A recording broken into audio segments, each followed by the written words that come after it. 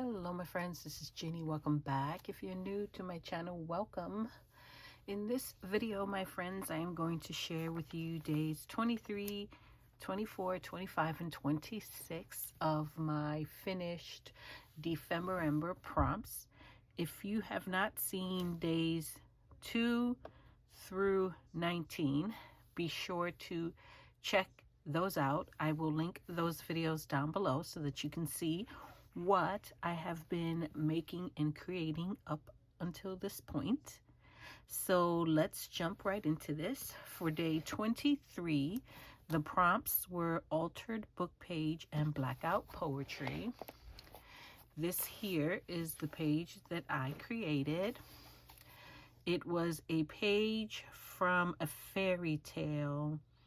I figured that was the best type of page to use because the words would be more flowing and easier to create some kind of poetry with. And what I have is dance with me in my garden night after night, and sorrow will have no heed of me. Love is a wonderful thing. I crossed out each of the lines using a gold marker. Then I boxed the words that I chose using a black Sharpie and went over some of the page with gesso just to push back some of the print. I added some gold ink splatter on top of that. I then stamped this image of a dancing woman. This is from a Stampin' Up set. It's called Beautiful You, and there she is right there. So I stamped her on some watercolor paper. I used my Tim Holtz watercolor pencils to color her in a little bit. Then I layered it on top of some paper scraps that I had in my scrap box, and I thought it turned out really nice. I was very happy with it. Day 23 is a photo frame and steampunk butterfly. This is the page that I created for day 24. My focal point is this beautiful steampunk woman. I found this image on Pixabay. I layered her on top of the Tim Holtz butterfly die. This one here, I think it's called Perspective Butterfly, which I had such a tough time getting this die to cut cleanly. I haven't figured out the stack yet. If you can give me some tips on that, that's great. I have a Big Shot. Maybe it was the cardstock I used to cut this butterfly. I used the Tim Holtz craft stock, this one here in black, and I think it's heavier weight and it's a little thicker, so maybe that's what it was. I couldn't get a clean cut on the butterfly, but I was determined to use the butterfly. What I did figure out is, because I cut it from black cardstock, I was able to take some Gilder's paste wax, and the color I think is, yes, it's antique gold, and I slightly rubbed it on the surface of the butterfly to highlight some of the details. And I just embraced the fact that it didn't punch clearly. You see some of the details here. I was able to punch out most of the detail here. I wasn't gonna let that drive me crazy, so I just embraced it using the wax and just slightly brushing on the surface. I think it did a great job at making the butterfly wing itself look metal-like and very mechanical and steampunk. I then went in with some mica sprays and some gold ink splatter, and I thought it turned out really, really well. It was one of those instances where I just had to take a moment, take a deep breath, and accept that it wasn't going to be perfect, and that's okay. So I kind of flowed with it instead of resisting and getting frustrated, and it's fine. I layered that on top of a background page that I downloaded from Digital Collage Club.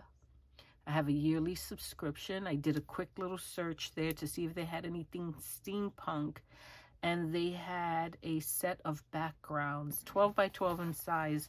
I don't have the ability to print 12 by 12, so I just reduced it in size to print it on 8.5 by 11, and just use that to create the background. Then I framed the page using some black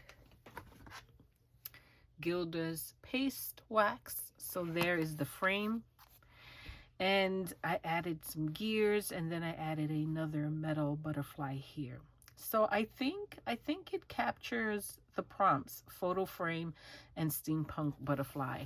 So let's move on to day 25. Day 25 reads double tag and mechanical garden, and I think that still flows in the kind of steampunk direction. At least that's how I treated it. So this is my page. First thing I did was create a little tuck spot here, and the tuck spot is so that I would have a place to tuck my double tag.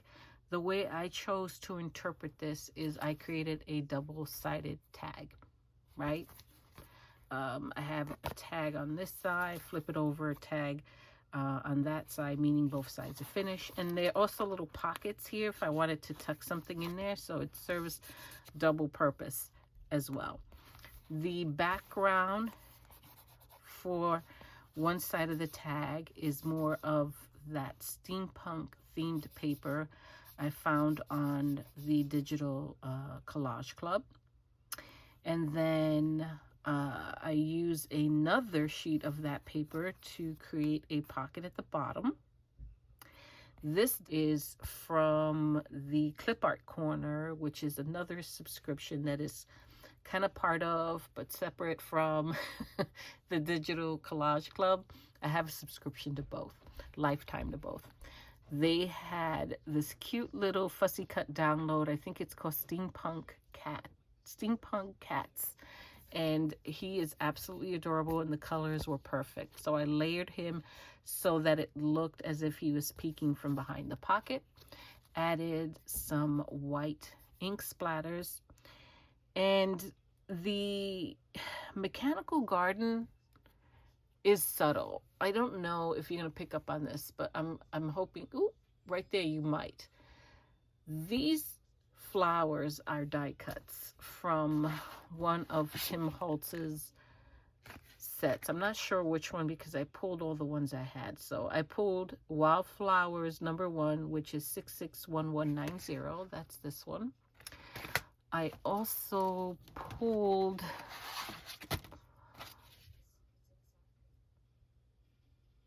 Vault Wildflowers. That's 666565. That's this one.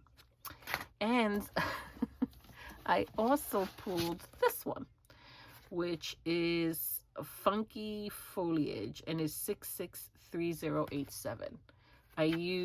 From this one, I used some of the foliage, the leaves in the background. So between those three, I cut a bunch of flowers using some black cardstock. After I cut the flowers, I ran them through my machine again, this time using an embossing folder. And I used this one, Mechanics. It is 662715.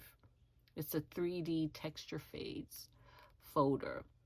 So once I ran all of the flowers through my machine with this embossing folder, they all had gears embossed on them, and I don't know if you can see that.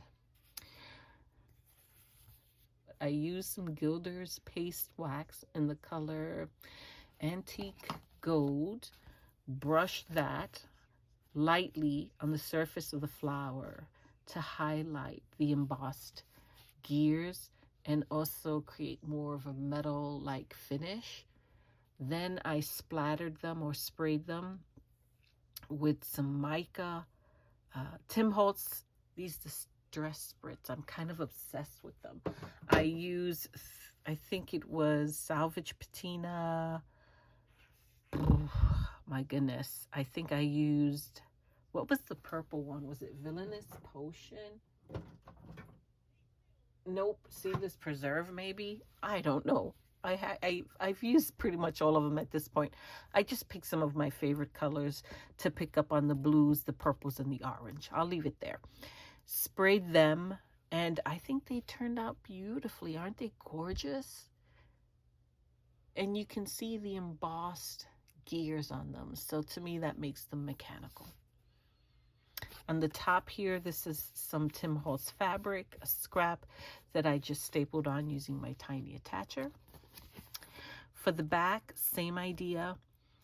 I have this bottom half here that creates the pocket, is more of that background paper from the Digital Collage Club.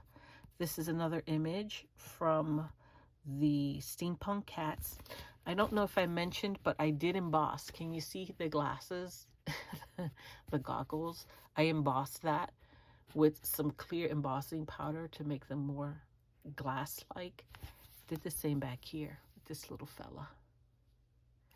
And then in the pocket, what I did was I tucked in more of those flowers to create, and I glued them on, so it's not just loose flowers tucked in the pocket, but I wanted them to look like it was a little garden tucked in a pocket.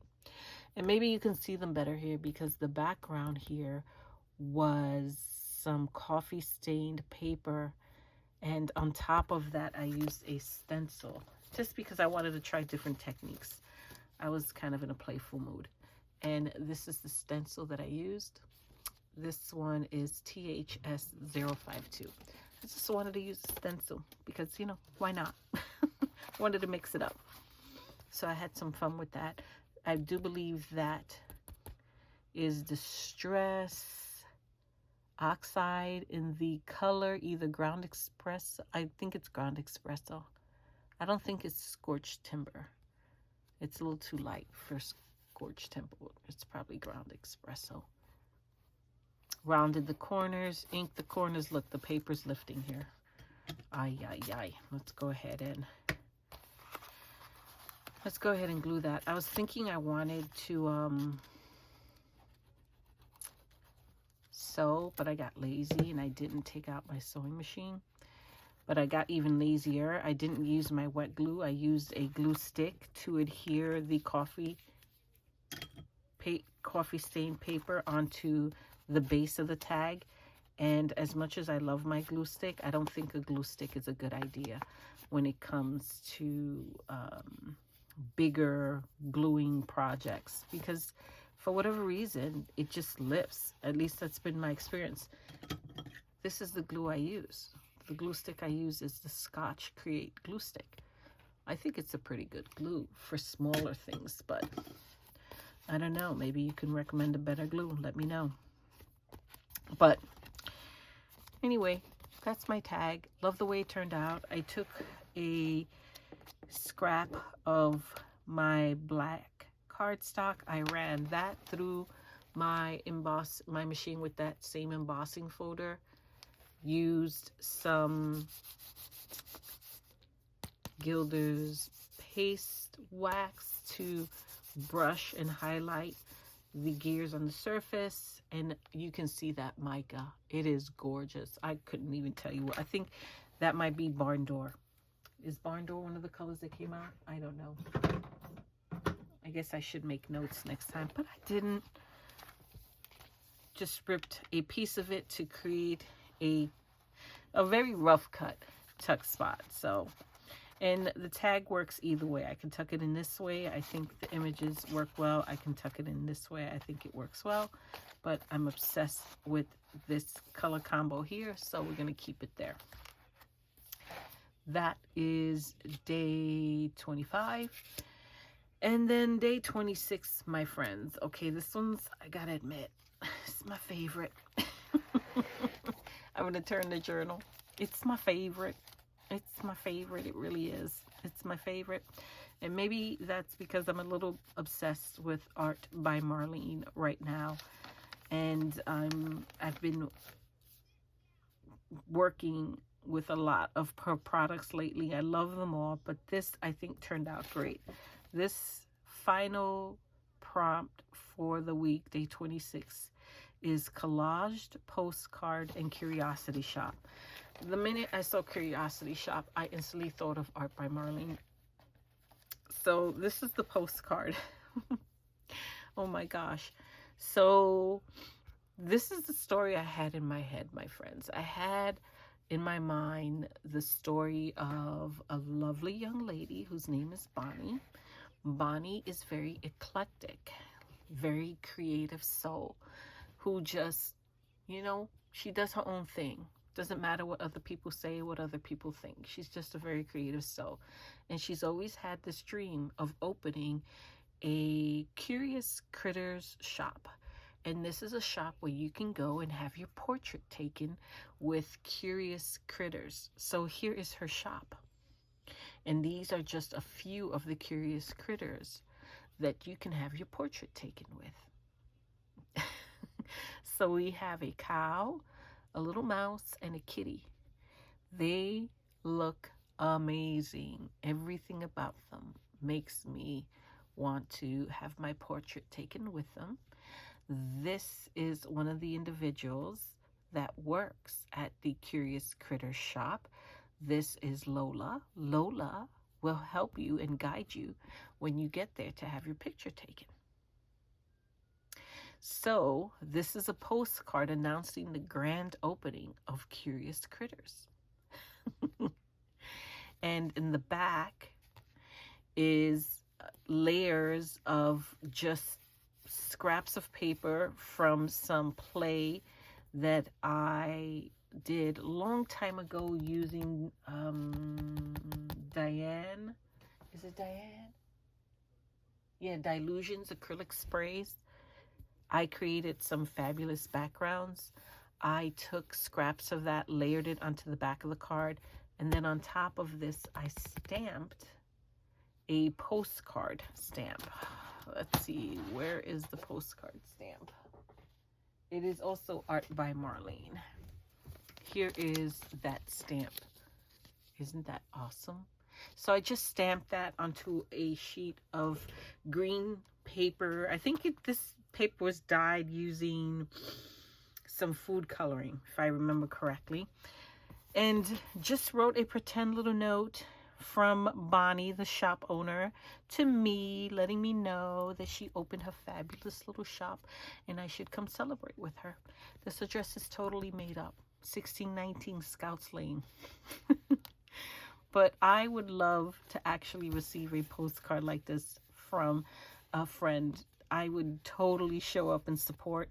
This is a little stamp, an actual stamp, vintage. I'm not sure how I ended up with it, but I have a whole tin of vintage stamps.